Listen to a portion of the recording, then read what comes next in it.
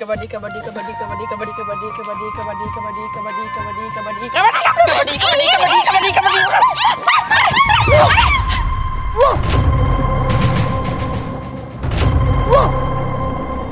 ইয়াল্লা বিথি তুই এইভাবে বমি করতেছস কেন? কালকে আমি দেখছি ওই ক্ষেতের পারে বসে বসে তুই জলপাই খাইতেছস। কি সমস্যা কি তোর? আমি যেটা চিন্তা করতেছি সেটাই কি ঠিক? আল্লাহ কথা কইতাছে না, নিরবতা সম্মতির লক্ষণ। সর্বনাশ হয়ে গেছে, একদম সর্বনাশ হয়ে গেছে। মান সম্মান আর রইল না। আমি ভাই এসবের ভিতরে নাই। এত বড় দুর্ঘটনা আমি সামাল দিতে পারবো না। আমি আমার কাছে যে সব কিছু কয়ে দেবো।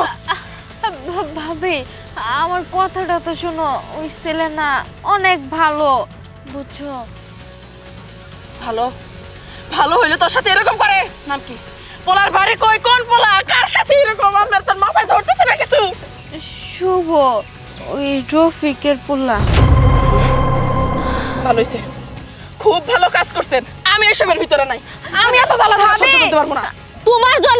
তোমার জন্য আমি আমার মাইয়া ঘরে ঠিকমতো শাসন করা পাইনি। একটু যদি শাসন করা যায় এমনি করে ধরো দেহ। এখন তুমি কি করবা না করবা তুমি জানো। আমার তো মান সম্মান সব শেষ। আমি এই সমাজে কেমনে মুখ দেখাবো? মানুষ আমার এক ঘরে করে দিব। শুনেন, মানুষ কিন্তু এখনো পর্যন্ত জানে নাই আপনি যে কাহিনী শুরু করছেন। আম্মা আপনার চিল্লাচিল্লিতে এলাকার মানুষ আরো জানবো। দেন সমস্যা একটা হইছে, সমাধানও তো আছে নাকি? আপনি এক কাজ করেন, শুভর বাবার সাথে কথা কন। আমি শুনছি রফিক চাচা অনেক ভালো মানুষ।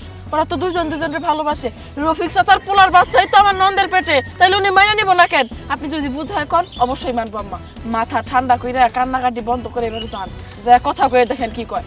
তুমি তো জানো না ওই রফিক ভাই যে একটা টাউট, ও কি আমার মায়ের মাইনে নিব? জীবনও মাইনে নিব না। আরো যদি এগুলো ঘটনা শুনে।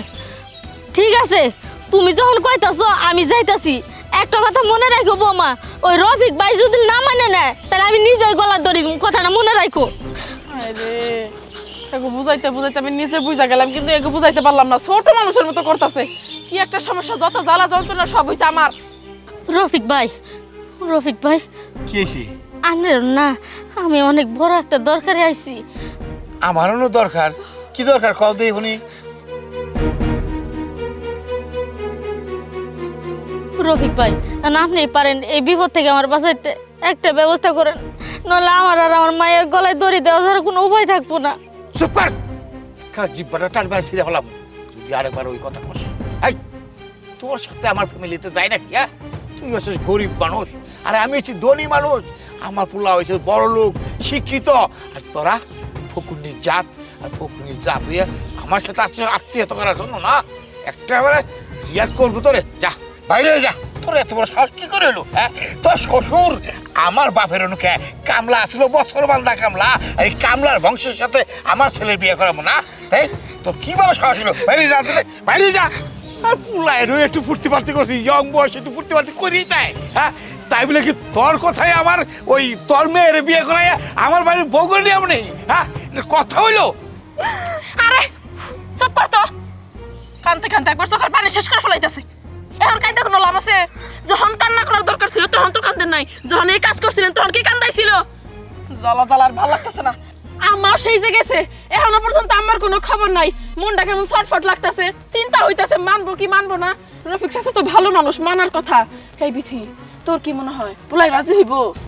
হ ভাবি, পোলা রাজি হইব। পোলা তো আমাকে অনেক ভালোবাসে, ও তো একবার রাজি আছে। ওই দিন তো আমাকে বাগাই নিয়ে যাবার চাইছিল।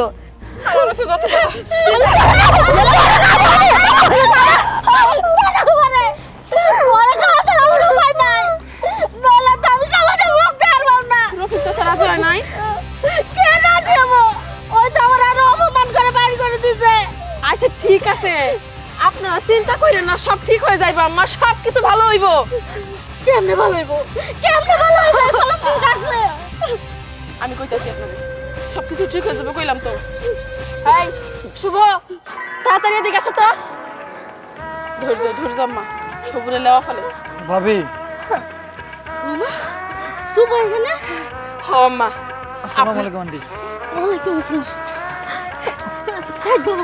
আপনার শুভ মেয়ের জামাই।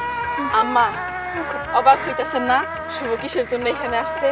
বিয়া করার জন্য ও তো আর এখন বাচ্চা নাই আম্মা, ও বড় হয়েছে না, 18 বছর প্লাস হয়ে গেছে, এখন ওর নিজের সিদ্ধান্ত নিজে নিতেই পারবো। এই যে আপনারে রফিক চাচা ফেরত দিয়ে দিছে না, কিন্তু ও আর ফেরত দিব না।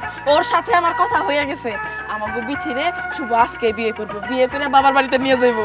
কিন্তু বাবা তোমার বাপ আন্টি আব্বারে নিয়ে চিন্তা করবেন না।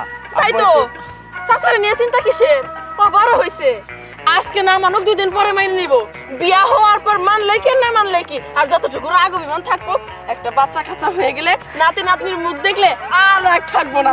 আম্মা যা হইব খুব ভালো হইব, শুভ কিন্তু খুব ভালো বলা, আমাকে বিথিরে কিন্তু খুব ভালোবাসে, যাই কোন তাই কর। হ্যাঁ তুমি ঠিকই কইছো, আমরা সবাই রাজি। বৌমা তুমি বিয়ের ব্যবস্থা করো। আচ্ছা এই কোকিলা যাও, তোমরা সবকিছু গুছাও, জামাই বইলা কথা